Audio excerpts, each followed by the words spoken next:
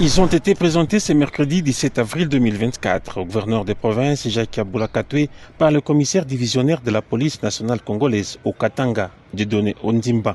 C'était en présence du ministre provincial de l'Intérieur héritier Kyungu Kibwe. Ces 27 présumés bandits et criminels de grand chemin munis d'armes blanches ont causé du tort aux Louchois, notamment en commettant des viols, vols qualifiés, extorsions et meurtres à Likasi et Lubumbashi. La plupart sont passés aux aveux. Parmi ces groupes figure un certain Ngala Mouloumé, chef de file récidiviste, recherché par les services de sécurité pour meurtre du député Sangwa. Il est auteur de plusieurs forfaits. Il s'agit de l'honorable député de Tanganyika, Sangwa Bastak. Quand ils se sont introduits chez lui, l'honorable a résisté.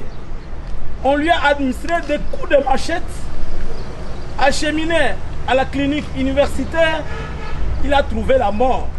Ces arrestations en cascade des malfrats réjouissent le gouverneur Jacques Aboula Katoué qui s'est dit heureux de voir la police nationale congolaise bien exécuter sa mission régalienne et cela prouve qu'elle suit les instructions de la hiérarchie.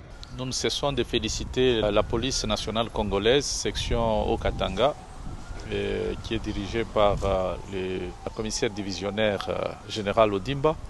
Nous sommes très contents parce qu'il ne se passe pas 2 semaines sans pour autant assister à une présentation des criminels qui sont en train de déranger la quiétude de notre population.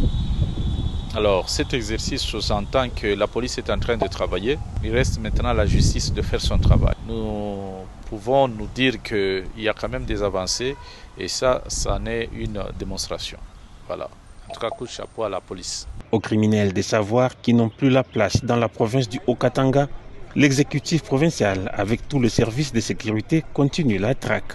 Les présumés bandits ont été acheminés, certains au parquet et d'autres à l'auditorat militaire pour répondre de leurs actes.